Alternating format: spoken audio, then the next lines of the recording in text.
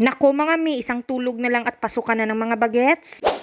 Hello mga mi, another day, another vlog. 7 na nga ng gabi at eto na nga, dumating na nga ako sa bahay. 5:30 na nga ng hapon at umalis ako, pumunta ako ng Robinson. Hindi na nga ako nakapag-vlog doon, gawa nga ng lowbat na nga pala yung cellphone ng mama nyo, charis. Isang tulog na lang talaga mga mi at pasukan na nga ng mga bagets. Kaya ito, hindi na nga ako nagpatumpik-tumpik pa at naggrocery na nga ako ng pambaon nila sa school. Pili na rin nga pala ako ng bago nilang lunch box. Medyo malaki-laki na at whole day na nga yung klase ng mga bagets. Eto na nga, bumili nga lang naman ako ng 2 pirasong prutas. Naman lahat ng klase ng prutas mga mi ay gustong-gusto ng mga bagets ko. Piling-pili lang naman yung mga gusto nilang fruits. Ito talaga yung isa sa mga favorite ko, ang mag-grocery. Ito nga lang, nag-grocery ang mama nyo, hindi naman para sa sarili niya, kundi para sa mga bagets ko, charis. Alam nyo naman na tayong mga nanay mga mi, abay kakainin na lang natin, isusubo pa natin sa mga anak natin. At eto na nga yung pinag-grocery ko mga mi. Syempre, hindi pwedeng walang hotdog niya. Yung burger nuggets, chicken nuggets, longganisa. Itong pinag-grocery ko naman ay aabutin pa to hanggang next week. Hindi naman ako nag-grocery ng bongga mga mi. Dahil yung babaunin lang talaga nila sa school ang pinang-grocery ko. Syempre, hindi naman tayo pwede mag-unlimited dampot doon. Dahil nagbabudget tayo, charis. Back to reality na naman tayong mga nanay nito. Dahil nga back to school na nga yung mga bagets. Pagkakaiba nga ngayon. Dati kasi afternoon session yung mga bagets ko. Kaya okay lang na tanghaliin lang tayo na mag-prepare. Ngayon kasi na may grade 7 na ako, abay morning session na sila. Ibig sabihin mga may kailangan nating gumising ng madaling araw. Tapos mayo marimari. Hindi pwedeng malate yung mga bagets sa school mga may. Kailangan 7 o'clock ay nasa loob na sila ng classroom nila. Yung bunso naman namin ay 11:30 pa naman ng tanghali yung pasukan nila at yung labasan is 4:30 ng hapon. Yung grade 7 ko naman si Kuya Sian at yung grade 3 ko si Kuya Kel. 7 a.m. magsa-start yung klase nila at matatapos ng 4 p.m. O diba, na-imagine ko na talaga kung anong magiging itsura ko niyan. Naku, ngarag na ngarag ako niyan kasi nga madaling araw yung gising ko. Charot. Looking forward pa naman ako sa sobrang traffic nito papuntang school, promise. At dahil first time ng mga bagets ko na whole day na ngayong klase nila, siyempre sinigurado ko talagang i-secure yung mga baon nila kaya kailangang ready tayo, charis. Going back nga dito sa ginagawa ko, ayan na nga, patapos na nga ako. Etong grapes at saka peras ang ilalagay ko dito sa ref. Yes mga mi, first time talaga nilang magbabaon sila ng prutas. Kaya ngayon pa lang mini-meeting ko na yung mga bagets ko. Siyempre hindi tayo magpapabaon ng fruits na hindi nila gusto. Kailangan talaga yung favorite nila. Dahil kung hindi nila gusto, masasayang lang yan mga mi. Siyempre hindi lang naman yan ang ipapabaon ko mga mi. Ang prutas naman na yan mga mi, ay yan ang magiging dessert nila sa lunch nila. Lalagyan ko lang ang lunchbox nila ng taga-6 na piraso, o diba? Pero sa mga oras na ito mga mi, abay kinakabahan na ako, charis. Paano ba naman kasi mga mi, itong 2 bagets ko, abang bising-busy ang mama nyo kanina, abay panay pitas naman dito sa grapes. Ano akala nila, nasa puno? Charot. Akala ng 2 maliliit ko ay hindi ko alam. Kaya na nga at nilagay ko na nga sa ref mga mi at ready na talaga kami sa pasukan. Ito na nga at maglilinis na nga ako ng mga kalat namin. Tinawag ko nga si Bunso dyan. Sabi ko kay Bunso, tulungan niya ang mama niya, charis. Yes mga mi, sa kanilang 3, si Bunso talaga yung masipag. Pag inuutusan, abay ang bilis-bilis. 2 kuya niya, naku, member ng wait lang yon, charot. Tuloy mga mi, kayang-kaya ko naman mag-isa ito. Pero nagsimula na talaga akong i-training sila nung 3 years old sila. Kahit yung mga kuya ni Bunso, 3 years old talaga yan. Abay inutus-utusan ko na yan pa konti-konti. Hindi ko lang alam kung ako lang ba ito. Sa ganung paraan kasi sinasanay ko na sila. At kahit nung mga baby pa yan sila mga mi, anak ko hindi ko yan sila sinasanay ng baby to. Alam ko naman mga mi na iba-iba tayo ng paraan ng pagpapalaki ng mga bagets natin. Pero ang alam ko, isa lang talaga yung goal nating mga nanay, ang mapalaki sila ng maayos, na may takot sa Diyos at na maging mabuti sa kapwa. So that's it. I'm your Mama Sha. Please follow us on our YouTube channel and TikTok. Annyeong!